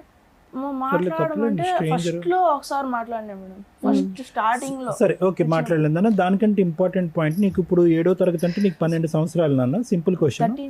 13 8th ఉండాలా, ఈ కరోనా వచ్చినప్పుడు ఒక ఇయర్ స్కిప్ అయిందా? సరే పర్లేదు నాన్న, నువ్వు తెలివైన చాలా సక్సెస్ఫుల్ అవుతావు లైఫ్లో. ఈ ఆలోచనలో అన్నిటిలోంచి బయటపడితే చాలా సక్సెస్. నీకు ఒకటే ప్రశ్న. మా అమ్మ కూడా చెప్తా ఉంటా సార్, నేను ఇలాంటి ఆలోచనలు ఏం పెట్టుకోవద్దు, వదిలేయి మా, వచ్చినప్పుడు చూసుకుందాము అని చెప్తా ఉంటారు సార్. అన్ని వదిలేయగలదురా నాన్న. అమ్మ అప్పెలా వదిలేస్తుంది? అప్పు ఎవరు కడుతుంది? అమ్మ గుడ్డిగా పెట్టినటువంటి సంతకాల వల్ల ఆ భారం అంతా ఇప్పుడు నెత్తిమే పడి, అది కాస్త నీమే ప్రభావం పడి చిన్నపిల్లడు నువ్వు ఏడ్చే పరిస్థితికి వచ్చింది నాన్న. 6 years అప్పుడు నీ మెడ మీద ఎవరైనా కత్తి పెట్టడం అనేది నీకు గుర్తుందా? బాబు మెడ మీద కత్తి పెట్టినప్పుడు బాబు 3 సంవత్సరాలు బాబు 3 years అమ్మా. సో మీ నాన్నతో ఒక్కసారి కూడా ఫోన్ లో మాట్లాడటం కానీ చూడలేదు? నేను మీ నాన్నతో మాట్లాడిస్తాం, మాట్లాడతావా? మాట్లాడవా? మీ నాన్నతో కలుస్తావా? కలవా? మీ నాన్న మంచిగా మారాను నువ్వు కావాలని వస్తాడు నీ దగ్గరికి, వెళ్తావా? మీ అమ్మ వెళ్తావా? మీ అమ్మ కలుస్తుంటానన్నా వెళ్ళవా? నన్ను నువ్వు ఈరోజు సూపర్ డైలాగ్ ఏమని చెప్పా తెలుసా? మంచి మాట, అసలు నాకే అసలు మైండ్ బ్లోయింగ్. ఏమని చెప్పా తెలుసా? అమ్మ ఈ గొడవంతా ఎందుకమ్మా, వదిలే అమ్మ, మన ఇద్దరం సుఖంగా ఉందాం, నువ్వు టైలరింగ్ చేసుకుని నువ్వు కష్టపడుతున్నావు, నేను చదువుకుంటున్నాను, హ్యాపీగా ఉన్నదాన్ని నువ్వు మాట అన్నావు చూడు, నువ్వు హీరోరా, నిజంగా హీరో. మీ అమ్మలో ఉన్న ప్రాబ్లం ఏంటో ఒక్కసారి మాకు చెప్తావా? అమ్మ బాధపడుతుంది, అమ్మ కష్టాల్లో ఉంది కాదనట్లేదు. పిన్నిని చూసుకోవాలి, నిన్ను చూసుకోవాలి. పిన్ని కూడా మానసికంగా బాగాలేదు, పిన్నిని నేను అడ్మిట్ చేయిస్తాను, పిన్నిని బాగా చూసుకునేటట్టు ఉంటాను. ఇక మీ ఇద్దరు ఒకరినొకరు చూసుకోవాలి. కానీ మీ అమ్మ ఎలా మారాలనేది నాకు ఒక్కసారి చెప్పు. మా అమ్మ అంటే సార్, మా నాన్నకి మా అమ్మకి ఏ సంబంధం ఉండకూడదు సార్, అసలు ఉండకూడదు. అంటే ఈ డైవర్స్ అలాంటివి ఉంటాయి కదా, అవి ఇప్పించి మా అమ్మకి ఏం సంబంధం ఉండకూడదు సార్. నీకు నాన్నొద్దు, అమ్మకి భర్త కూడా ఉండకూడదు. మేమిద్దరము ఎలాంటి సమస్య లేకుండా బాగా ఉంటే హ్యాపీగా ఉండాలి. ఇక్కడ సమస్య మీ అమ్మ నాన్న, నీకు తెలుసా ఆ సంగతి కదా? ఇంకొంచెం పెద్దోడు అవ్వాలి, నీకు విషయాలు తెలియాలి. 13 ఏళ్ళ అబ్బాయి వచ్చి very bad, very sad and bad, very sad. జాగ్రత్త, నువ్వైతే బాగా చదువుకో. సార్ మీరు విన్నారు కదా సార్, మీరేమంటారు? అమ్మ డివోర్స్ పేపర్ కూడా ఉందా? సంతకం డివోర్స్ లేదా? అక్కడి వరకు వెళ్ళలేదా వ్యవహారం? అంటే 498 ఒకటే వేశారు సార్, అది పోలీస్ స్టేషన్ కాబట్టి, అది 2018లో వేసింది. బాబు పేరు ఏంటమ్మా? రామ్ గోవర్ధన్ సార్. ఏంటమ్మా పిల్లోడు తెలుసా? వాడు చాకువాడు, వాడు వదిలేసేవాడు, హీరో అయిపోతాడు, నడిపిస్తాడు. వాడిని కరెక్ట్ వాతావరణం ఆడికి ప్రపంచాన్ని నడిపిస్తాడు వాడు. నన్ను వాడిని చదివించాలంటే నాకు ఇప్పటి నుంచే చాలా భయం. నేను అన్నాను కదా నువ్వు తెలివైందాను అన్నావు కదా, నీ కొడుకు కూడా చాలా తెలివైనవాడు. ఇద్దరు చాలా తెలివైన వాళ్ళు. 4 సంవత్సరాలు బిడ్డప్పటి నుంచి నల్లుతానే ఉన్నాడు సార్ బాబు ప్రతి ఒక్క విషయంలో. అమ్మ జ్యోతి, ఇక్కడ ఇష్యూ అనేది చాలా సింపుల్ అమ్మ. Okay, simple in the sense that అర్థం చేసుకోవటానికి సింపుల్, అనుభవించడానికి చాలా కష్టం. నీ స్థానంలో కూర్చుని బయట పెట్టడం అనేది ఇంకా కష్టం, వాడి స్థానంలో కూర్చుని ఏంద్రయ్య గోళ అని అనుకోవటం ఇంకా కష్టం. చిన్నపిల్లోడు వాడు ఇక్కడ కూర్చుని రామ్ గోవర్ధన్ ఈరోజు పరీక్ష పోయిందని ఏడవట్లేదు, టీచర్ ఏడిపించిందని ఏడవట్లేదు, ఫ్రెండ్స్ కొట్టారని ఏడవట్లేదు, ఈ డబ్బులు లేవని ఏడవట్లేదు. వాడు ఎందుకు ఏడుస్తున్నాడు ఈరోజు? ఏంది సార్ ఈ చిక్కుముడి సమస్య? పుట్టేరుగు నాకు 12 సంవత్సరాలు 13 సంవత్సరాలు. ఏంటి దరిద్రం? చాలామంది తండ్రి కావాలి, అమ్మకు ఒక భర్త కావాలి, ఒక మగదిక్కు కావాలనుకుంటారు. నేను వద్దు అనుకుంటేనే నా జీవితంలో 12 సంవత్సరాలు గడిచిపోయినాయి సార్. ఏంటి సార్ ఈ బ్రతుకని చెప్పాడు ఇక్కడ కూర్చుని కంటతడి పెట్టుకుంటే. ఇంతకంటే కర్మ ఉందమ్మా. ఈరోజు ప్రపంచం అక్కర్లేదు, పద్మవ్యూహం అనేటటువంటి ఈ వేదిక అక్కర్లేదు. అసలు నువ్వు ఏం చెయ్యాలి అనేటటువంటి దానికి ఇక్కడ ఒక లాయర్ అయినా, ఒక డాక్టర్ అయినా, ఒక కౌన్సిలర్ అయినా, ఒక పెద్ద అయినా, ఒక దిక్కైనా, ఒక తల్లి అయినా, ఒక తండ్రి అయినా నీ కొడుకు చెప్పేస్తాడు నీ కౌన్సిలింగ్. నీ కొడుకు చెప్పేస్తాడు కౌన్సిలింగ్. ఏమీ అక్కర్లేదు, సింపుల్ లాజిక్ ఇక్కడ. అమ్మ బురద అంటుకుంది, కడుక్కుందాం. బురద అంటుకున్న చోట మళ్ళీ ఇంకా బురద అంటించుకుని ఇందాక నువ్వు అన్న మాట చూడు, ఆ మాటకి నేను ఒకటి చెప్పాను కదా సార్, నమ్మి మోసపోయాను అంటే ఎవరికైనా కూడా నమ్మి మోసపోవటం అనేటటువంటి మాట అనే హక్కు 1 కానీ 2 సార్లు కానీ ఉంటుంది. 10-12 సంవత్సరాల పాటు నమ్మి మోసపోయాను అనేటటువంటి మాట అచ్చిరాదమ్మా. ఈరోజు ఎవరి జీవితం ఎవరు బ్రతుకులు తాకట్టు పెట్టో చెప్పు. నీ జీవితం ఎలాగే ఇలా అయ్యింది. ఈరోజు ఒక వ్యక్తి చేతిలో మోసపోయావు. ఈరోజు వాడి జీవితం, వాడి భవిష్యత్తు. ఈరోజు వాడు తండ్రి ఉందనుకోవాలా, తండ్రి లేడనుకోవాలా? నన్ను అదే అడుగుతాడు సార్. మీ వేళ్ల మీద లెక్క పెట్టచ్చు. ఈ వేదిక మీద ఉన్నటువంటి నాకున్న అనుభవంతో కానీ, రమ్య మేడంకు ఉన్నటువంటి అనుభవం కానీ, శ్రీవాణి గారికి ఉండేటటువంటి ఆలోచనతో కానీ వేళ్ల మీద లెక్క పెట్టచ్చు. ఎంతమంది పిల్లలు వచ్చి ఇక్కడ కూర్చుని మా అమ్మ నాన్నకి డివోర్స్ ఇప్పించి మా నాన్నతో ఎటువంటి సంబంధం లేనటువంటి వాతావరణం క్రియేట్ చేయండి సార్ అని ఎంతమంది అడిగారో చెప్పి ఇక్కడ ఉన్న వాళ్ళని అడుగు. ఎవరు అడగరు. ఒక 13 సంవత్సరాల పిల్లోడు వచ్చి ఈరోజు అది అడిగాడు అంటే కనుక 13 సంవత్సరాల పాటు వాడు ఎంత నరకం అనుభవించాడు అనేది మనకి ఇప్పుడు లెక్క తెలిసిపోతుంది. వాడికి తెలియనటువంటి వయసులో జరిగినటువంటి అన్యాయాలు ఆ 2-3 సంవత్సరాలు కువైట్లో ఉన్నవి అవి ఇంకా ఘోరాతి ఘోరం. వాడికి ఊహ తెలియదు కాబట్టి ఈరోజు నువ్వు చెప్తుంటే వాడు విన్నాడు. ఒకటమ్మా, ఈరోజు ఎదురుగా తండ్రి ఎదురుగుంటా ఉండి అదే ఊర్లో తండ్రి ఉంటే కనుక వీడు ఆ తండ్రిని ఏం చేసి ఉండేవాడో నాకు తెలియదు.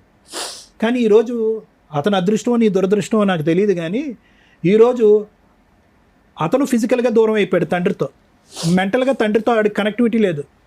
ఈరోజు తల్లి ఎదురుగుంటా ఉండి తల్లితో కనెక్టివిటీ లేదు. ఎదురుగుంటా కొడుకు ఎదుగుతున్నాడు కానీ తల్లి ఒక మానసిక పరిస్థితిలో ఒక కొడుకుని చూసుకుని ఆస్వాదించి పెంచి పెద్ద చేసి వాడి తెలివితేటలని వాడి భవిష్యత్తుని తీర్చిదిద్దేటటువంటి మానసిక పరిస్థితిలో లేడు అంటే కనుక ఈరోజు వాడు ఒక్కడగా ఉన్న 2 తల్లిదండ్రులు ఉన్న అనాథవాడు. అర్థమైందమ్మా? అంటే నాకు 10 లక్షల గురించి లెక్క నాకు తెలియదమ్మా, 15 లక్షల గురించి కూడా నాకు తెలీదు. నీకు అది భారం అనిపిస్తుందేమో.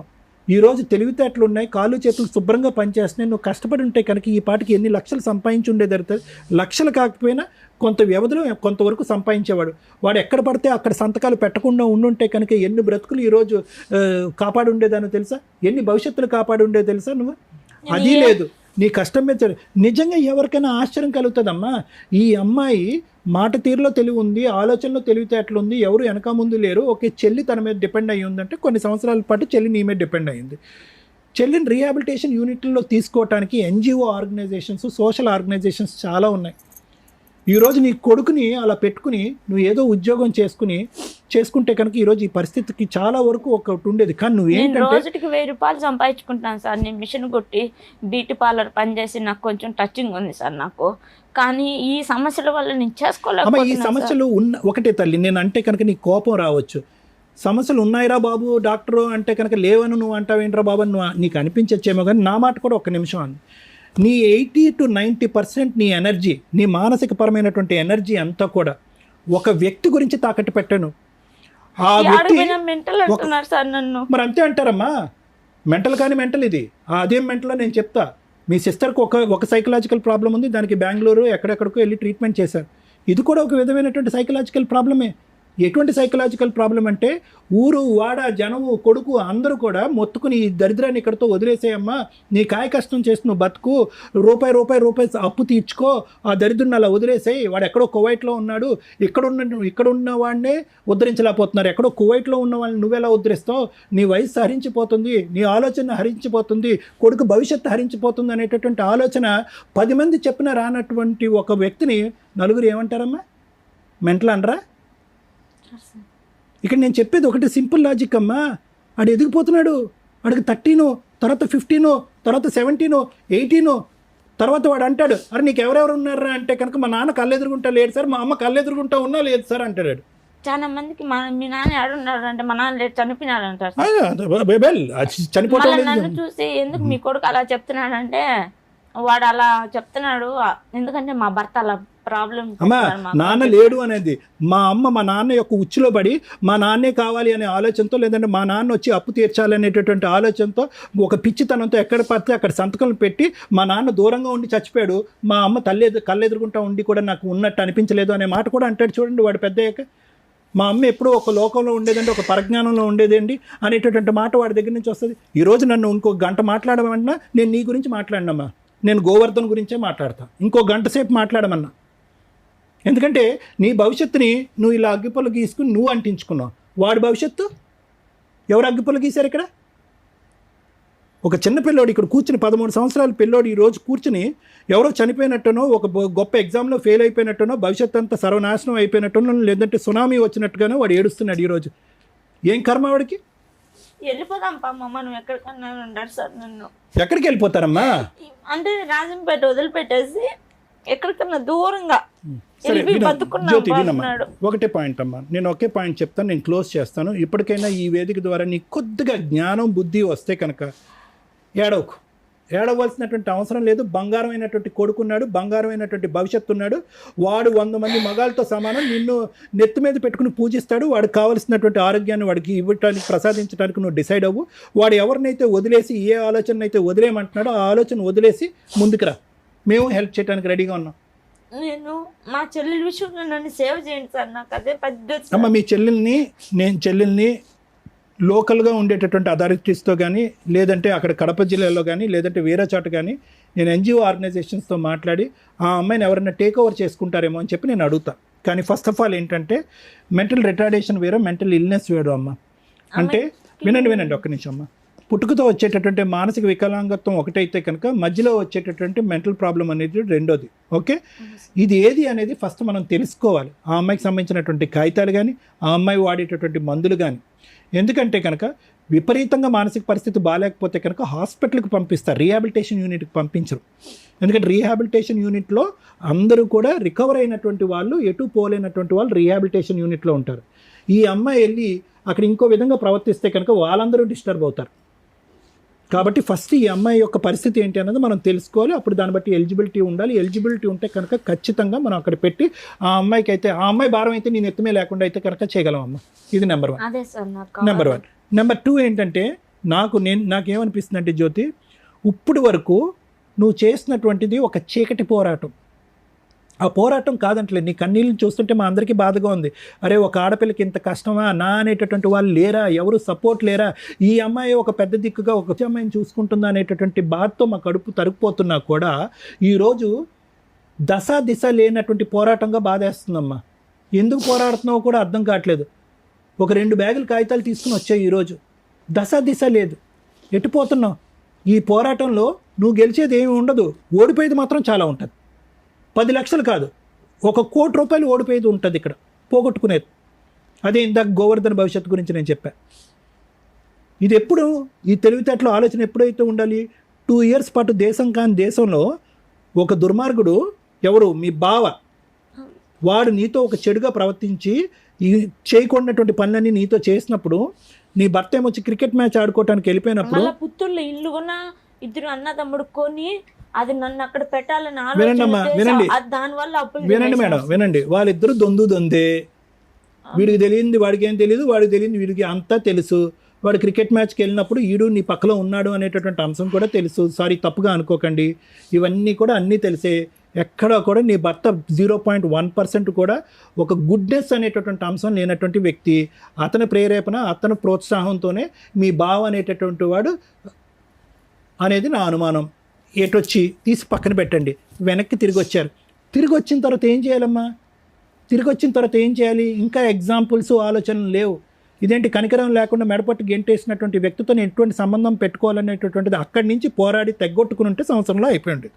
ఈరోజు నువ్వు బిడ్డని అనేటటువంటి వ్యక్తిని కన్న తర్వాత వాడిని విస్మరించి వేరే పోరాటం చేయటం అనేటటువంటి దాన్ని నేను ఇచ్చే ట్యాగ్ లైన్ ఏంటంటే గుడ్డి పోరాటం. ఇప్పటికైనా ఏమీ మించిపోలేదమ్మా. బాబు వెనకాల పాప కూడా చనిపోయింది సార్, అది పుట్టి చనిపోయిందమ్మా. ఇప్పటికీ ఏమీ మించిపోలేదు. నువ్వు ఈ డిప్రెషన్, మానసికపరమైనటువంటి డిప్రెషన్ నుంచి బయటికి రా. మీ సిస్టర్కి ట్రీట్మెంట్ కాదు, నువ్వు కొద్ది ట్రీట్మెంట్ తీసుకుంటే కనుక కొద్ది మానసికంగా తేరుకుంటావు. ఎవరో కోరిక తీర్చవలసినటువంటి అవసరం లేదు. నీ కన్న కొడుకు కోరినటువంటి కోరికని తీర్చు. అది డివోర్స్ ఒకటి అడిగాడు, రెండోది ఎటువంటి సంబంధం, నాన్న గురించి ఎటువంటి ఆలోచన, ఆ వ్యక్తి యొక్క ప్రమేయము మా ఇంట్లో లేకుండా చూడండి, ఈ వేదికని నేను అదే కోరుకుంటున్నానని చెప్పి మేడంకి వచ్చి పాదావందనం చేశాడు. వాడు వచ్చి వాడికి ఉండేటటువంటి ఇంగితంలో మీరు 10% డెవలప్ చేసుకుంటే వాడి భవిష్యత్తు బ్రహ్మాండంగా ఉంటుంది. ఇది నా గ్యారంటీ. Madam 2 questions. మీ ప్రాపర్టీ వాల్యూ ఎంత ఉంది ఇప్పుడు? ఇప్పుడు ఎకరా వచ్చి 9-8 పోతుందంట మేడం. ఎన్ని ఎకరాలు ఉన్నాయి మీకు? 4 ఎకరాలు మేడం. 4 ఎకరాలు ఉంది. అది డీకేట్ మేడం, పట్టాది కాదు. ఆ సైడ్ ఓకే, అలా అయినా అమ్మగలిగితే అమ్మొచ్చు.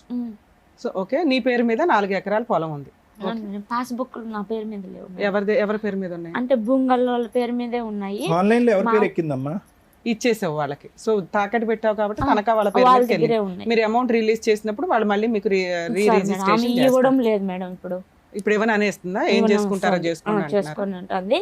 ఇంకా వాళ్ళ దగ్గర ఎంత అప్పు ఉంది? వాళ్ళ దగ్గర నేను 3,50,000 కుదవ పెట్టాను మేడం. నేను తాకట్టు పెట్టాను పాస్బుక్లు అవి. ఇది పెట్టి కూడా ఇది 10 సంవత్సరాలు అవుతుంది. 10 సంవత్సరాల నుంచి ఇటు ఇరకపి 5 లక్షలు బాండ్ పేపర్లు తీసుకుంటున్నారా? నీ డబ్బులు నువ్వు ఇచ్చేస్తే వాళ్ళ ప్రాపర్టీ ఇవ్వడానికి రెడీగా లేదు మేడం. 3 ఏళ్ళు అయిపోయింది. అయిపోయింది. ఇక 4 ఎకరాలు ఉంటాయి కదా. అంటే నాకు చెప్పలేదు కాబట్టి నేను అడ్డం తిరుక్కున్నా మేడం.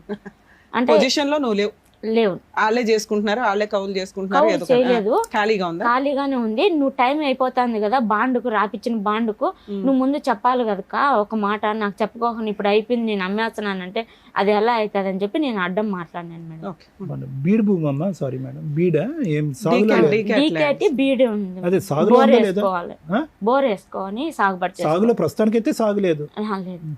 ఎందుకు ఇట్లాంటి వాళ్ళందరూ సుమన్ టీవీకి, పద్మవ్యూహం ప్రోగ్రామ్కో లేకపోతే మేము ఎక్కడున్నామో అక్కడికో ఎందుకు వస్తున్నారు? ఈ స్టేజ్ నుంచి సుమన్ టీవీ తరపు నుంచి గవర్నమెంట్ని రిక్వెస్ట్ చేస్తున్నాను. ఇక్కడ ఇమీడియట్గా లీగల్ సపోర్ట్ దొరికిద్దానో, సైకలాజికల్ సపోర్ట్ దొరికిద్దానో, ఇమీడియట్ న్యాయం దొరికిద్దానో ఇక్కడ దాకా వచ్చేస్తున్నారు. గవర్నమెంట్ చెయ్యట్లేదా ఫ్రీ సర్వీసులు? గవర్నమెంట్కి సంబంధించిన ఫ్రీ కోర్ట్స్ లేవా? లీగల్ సెల్ అథారిటీస్ లేవా? ఎందుకు అవేర్నెస్ తీసుకురావట్లేదు ప్రజల్లో? మీరు అవేర్నెస్ తీసుకొని వస్తే ఇలాంటి షోల దగ్గర ఇట్లా ఏడుస్తూ జనాలు కూర్చోవలసిన అవసరం లేదు. జనాలంతా కట్టే ట్యాక్స్ ఎక్కడికి వెళ్తుంది? మీరు ఇచ్చే ఫ్రీ సర్వీసు అవేర్నెస్ జనాలకి తెలియకపోవడం వల్ల. ఆ చేసేది ఎలా ఉంటుందంటే కనీసం ఆ అడ్వర్టైజ్మెంట్ ఏంటో కూడా జనాలకి తెలియట్లే.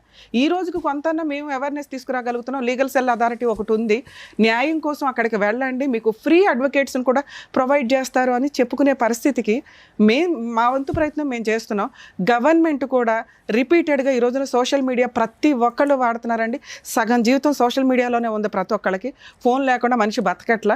సో దీని మీద కొంత ఇలాంటి బాధితులు అన్ని ప్లేసుల నుంచి, అమ్మాయి ఎక్కడి నుంచో వచ్చింది, కనీసం ఆ ప్లేసుల్లో ఉన్న లీగల్ సెల్ అథారిటీస్ వాళ్ళ ఫోన్ నెంబర్స్, వాళ్ళకి సంబంధించిన రిప్రజెంటేటివ్స్ గురించి రిపీటెడ్ మీరు అడ్వర్టైజ్మెంట్స్ ఇస్తే బాగుంటుందనేది ఈ స్టేజ్ నుంచి నేను గవర్నమెంట్ని రిక్వెస్ట్ చేస్తున్నానండి. లీగల్ సెల్ అథారిటీస్ని రిక్వెస్ట్ చేస్తున్నాను, లోక్ అదాలత్ వాళ్ళని రిక్వెస్ట్ చేస్తున్నాను. మీరు తలుచుకుంటే ఈ అవేర్నెస్ ఇట్లాంటి ప్రోగ్రామ్స్ మేము చేయాల్సిన అవసరం రాకుండా చేయొచ్చు. ఇది కొంచెం దృష్టిలో పెట్టుకుంటారని. కేసు గురించి మాట్లాడితే న్యాయం కోసం ఎక్కడెక్కడి నుంచో వచ్చేస్తున్నారు మేడం.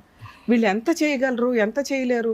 మేము ఇక్కడ మా ప్రాక్టీసు అయిపోగా మిగతా టైంలో సాటర్డేసో సండేసో ముగ్గురు టైం చూసుకొని మా ప్రొఫెషన్స్లోంచి బయటకు వచ్చి మేము షో చేస్తుంటే పొద్దుటనక రాత్రి అనక ఎప్పుడో వచ్చేసి కూర్చుంటున్నారు. ప్లీజ్ కొంత మీ లోకల్లో లీగల్ సెల్ అథారిటీలకు సంబంధించి మేము చాలా చెప్తున్నాం. అక్కడ మీ వంతు హక్కుల కోసం మీరు ప్రయత్నించండి.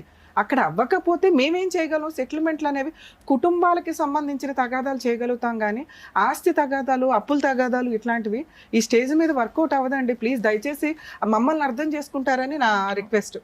అలాగే కొంతమంది అనేసుకుంటూ ఉంటారు, మేమేదో సిబిసిఐడి ఎంక్వైరీలు చేసి మీ పార్ట్నర్ యొక్క అక్రమ సంబంధాల చట్టాలు తీసుకొస్తామని. అవి రేర్ ఆఫ్ రేర్ కేసుల్లో వాళ్ళే తీసుకొని వస్తే మేము కూడా కొంత కరెక్టా కదా? ఎందుకంటే ఎవరు పడితే వాళ్ళు ఎవిడెన్స్లు తీసుకొస్తే వేసేయండి అని కానీ సోషల్ మీడియాలో వేయలేం కదా. అవన్నీ మేము కొంత ఎంక్వైరీ చేసుకునే చేస్తాం, కానీ మేమే ఎంక్వైరీ చేయడం అనేది ఉండదండి. ఈ టైం ఇవ్వడమే మా ముగ్గురికి మా వంతు ప్రయత్నంగా మేము సోషల్ సర్వీస్ చేస్తున్నాం. ప్లీజ్ అర్థం చేసుకుంటారని మా రిక్వెస్ట్ ఇక్కడ నుంచి. తిను కేసు విషయానికి వస్తే అమ్మాయి చెప్తున్నవన్నీ అబద్ధాలు నా దృష్టిలో. తన ఇమాజినేషన్ వేరు, తన ప్రాక్టికాలిటీ వేరు, తన కష్టం వేరు. చెప్పేవాడికి వినేవాడు లోకువా అంటే మా స్టేజ్ మీద అది ఉండదు. మేము చెప్పే ప్రతి మాటకి చాలా వాల్యూ ఉంటుంది. ఎందుకు అంటే తనలాగా బాధపడే వాళ్ళకి ఏది నిజం ఏది అబద్ధం. తను వచ్చి ఫస్ట్ ఏదో దండం పెట్టేసిందని కాదు, నిజం మాట్లాడడం నాకు అలవాటు. ఇక్కడ ఆ అమ్మాయి నిజంగా కష్టాల్లో ఉంది. ఆ కష్టాలు మిక్సింగ్. తను చెప్తున్న క్రూయాలిటీ చాలా సివియర్ ఉంది, అది నమ్మశక్యంగా లేదు. అంత క్రూయాలిటీ ఉన్న అమ్మాయి ఆయన్ని వదిలించుకోవడానికి పారిపోయి ఇండియా వచ్చాను, అబద్ధం. ఎందుకంటే ఇండియా వచ్చిన తర్వాత అత్తగారి ఇంట్లోనే ఉంది.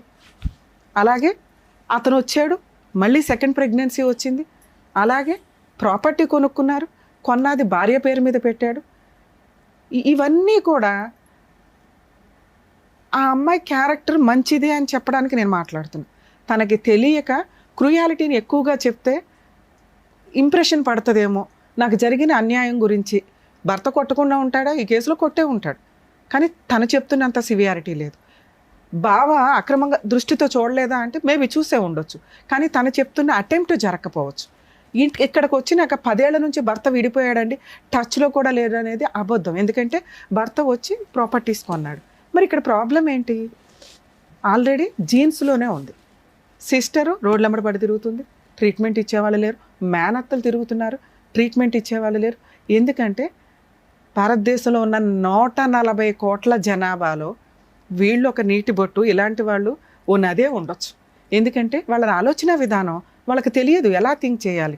ఎడ్యుకేటెడ్స్ వేరు, కష్టపడి సంపాదించుకునే వాళ్ళు వేరు, అమాయకంగా ఉండేవాళ్ళు వేరు. ముందు ఇక్కడ కరెక్ట్ లేకపోతే పాప మా అమ్మాయి ఏం చేయగలిగింది? ఏదో చెప్పుకుంటూ ఏదో ఫ్రీగా ఎక్కడ దొరికిద్ది. ఓన్లీ జనాలకు అవేర్నెస్ ఉన్నది పోలీస్ స్టేషన్. పోలీస్ స్టేషన్కి ఈ అమ్మాయి ఇలా వెళ్ళి చెప్తే ఏ పోలీసులన్నా ఓపిక్గా తీసుకుంటారా? ఎందుకంటే చాలా కేసుల్లో వీళ్ళది ఒక కేసు.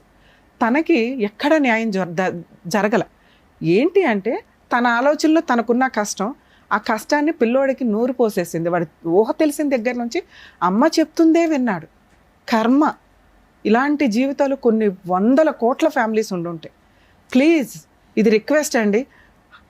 ట్రీట్మెంట్ జ్వరం వస్తే ఏ రకంగా మెడికల్గా వెళ్తామో, వేరే కంట్రీస్లో జస్ట్ డిప్రెషన్ వచ్చినా ఇమ్మీడియట్గా సైకియాట్రిస్టుల దగ్గరకో సైకాలజీ కౌన్సిలింగ్లకో వెళ్తూ ఉంటారు. మనకేంటంటే దాన్ని పిచ్చి అనుకొని భయపడుతూ ఉంటాం. నో, ఇప్పుడున్న ప్రాబ్లమ్స్కి ఒకరికొకరికి షేర్ చేసుకోవడానికి లేరు. ఇక్కడ ఈ పిల్ల మేజర్ ప్రాబ్లం అదే. తన కష్టాన్ని షేర్ చేసుకోవడానికి సిస్టర్ కూడా కాన్షియస్లో లేదు. మరి ఎవరికి చెప్పుకోవాలి? ఈ అమ్మాయి ఎవరికైనా చెప్తే నస. మీరే ఒక 1 అవర్ వినడానికి ఇంత అయ్యి ఉంటారు, మేము 3 అవర్స్ నుంచి వింటున్నాం. ఎందుకంటే మాకు ఓపిక ఎక్కువ. ఇలాంటివి వచ్చినప్పుడు కనీసం ఫ్రెండ్స్ ఉంటే ఆ అమ్మాయికి ఫైనాన్షియల్ సపోర్ట్ కూడా అవసరంలా, ఫ్రీ లీగల్. ఆ అమ్మాయికి ఉన్న ఈరోజు కష్టం లీగాలిటీయే. ఎందుకంటే ఆవిడ బ్రెయిన్తో ఆవిడ బతికేస్తుంది, వాళ్ళ చెల్లిని చూసుకుంటుంది, అమ్మ ఉన్నంతలో ఏదో ఫైనాన్షియల్గా సపోర్ట్ చేస్తుంది, తమ్ముడు కూడా సపోర్ట్ చేస్తున్నాడు, నాన్న అంతే కదా, ఉన్నంతలో అవి నడుస్తున్నాయి. ఈ ఎఫెక్ట్ ఎవరి మీద పడిందంటే తన మీద, పిల్లోడి మీద ఎక్కువ పడింది. పిల్లోడు ఒక టాయ్ లాగా తయారైపోయాడు. ఇక ఈ పాపం ఎవరు వేసుకుంటారంటే పరిస్థితుల ప్రభావం. ఒక అమ్మాయిని పెళ్లి చేసుకొని ఆ అమ్మాయి నచ్చలేదు అంటే మీ ఆయన ఈ రోజు వరకు డైవర్స్ కేసు వేయలే. నిన్ను వదిలించుకోవాలంటే 1 నిమిషం పని. ఆయన వేరే కంట్రీలో డైవర్స్ వేయలే. ఇక్కడ నీతో 498 కేసు వేసి వచ్చినాక సెటిల్మెంట్ కావాలని అడగల. అలాగే పిల్లాడికి సంబంధించి నాకు ఈ అబ్బాయి వద్దు అని తప్పించుకొని ఎక్కడ తిరగట్లా. నువ్వు ముందు స్ట్రాంగ్గా ఉంటే మీది ఒక రకంగా కౌన్సిలింగ్ ఇస్తే అన్యోన్యమైన కాపురమే. నీ 6 ఏళ్ళు ఉన్నాయనో లేకపోతే నువ్వు ఎలా ఉన్నావనో అబ్బాయి నిన్ను ఎక్కడ పంపిలే. ఎందుకంటే చాలా అందంగా ఉన్నావు, నీకు తెలియదేమో. ఇంతకంటే అద్భుతమైన అమ్మాయి ఏ భర్తకి దొరకరు. అక్కడున్న ఆయన కెపాసిటీని బట్టి నిన్ను చూసే పెళ్లి చేసుకున్నాడు, నీతో 2-3 సంవత్సరాలు కాపురం చేశాడు, ఇండియా వచ్చినాక కూడా నీకు ప్రాపర్టీ కొన్నాడు. ఇక్కడ కష్టం ఏంటంటే ఆ ప్రాపర్టీ రోడ్డు పాలైపోయింది. నువ్వు ప్రాపర్ లీగల్ ఫైటింగ్ చేయకపోవడం వల్ల, అంటే నీకు తెలియదు, నిన్ను అనట్లే ఇక్కడ, ఎందుకంటే అడ్వకేట్స్ని పెట్టుకోవడం అనేది ఈ రోజున ఎంత కాస్ట్లీ అయిపోయిందంటే అది 10 రూపాయల 1,00,000 రూపాయలు అనే పక్కన పెడితే అది నీ రేంజ్కి ఎక్కువే. ఎందుకంటే ప్రతి రూపాయి నీకు ఇంట్లో అవసరం. మీ అమ్మ అక్కడ కష్టపడి తీసుకొచ్చి పంపిస్తుంటే మీరు ఇల్లు గడుస్తుంది, మీకు పిల్లోడిని చదివిస్తున్నావు ఉన్నంతలో. నువ్వు 100% మీ సిస్టర్ కోసం నువ్వు ఆలోచిస్తున్నావు చూడు. మేడం ఒక్క నిమిషం మాట్లాడినాను. మా చెల్లెల విషయంలో ఆ పాపది ఏం తప్పులేదు మేడం. నాన్న అది కూడా మాట్లాడతా. మీ సిస్టర్కి ఉన్న సైకలాజికల్ ప్రాబ్లము పెద్ద మనుషులంతా ఆ అమ్మాయి బట్టలు కూడా ఒంటి మీద ఉన్నాయో లేదో అని తీసుకెళ్ళే అంతా అన్నావు. మీ ఆయన మీ సిస్టర్ని పెళ్లి చేసుకోవడం అనేది నమ్మసక్యం కాదు. ఒకవేళ అలా ఏదైనా చేసినా లీగల్గా అది వ్యాలిడ్ కాదు.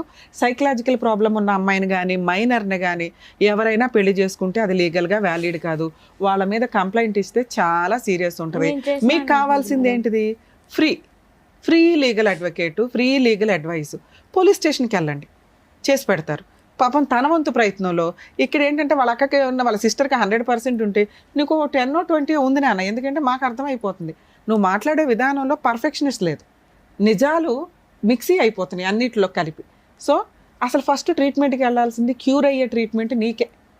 సార్ ఏదైనా మీకు ట్రీట్మెంట్ ఇప్పించాల్సి వస్తే కౌన్సిలింగ్ అనేది నీకు ఫస్ట్ ఇప్పిస్తే ఆ 10 or 20% ఏదైతే ఉందో పర్ఫెక్ట్ బ్రెయిన్లో నుంచి వెళ్ళిపోయి కరెక్ట్ డెసిషన్స్ తీసుకోగలుగుతాం.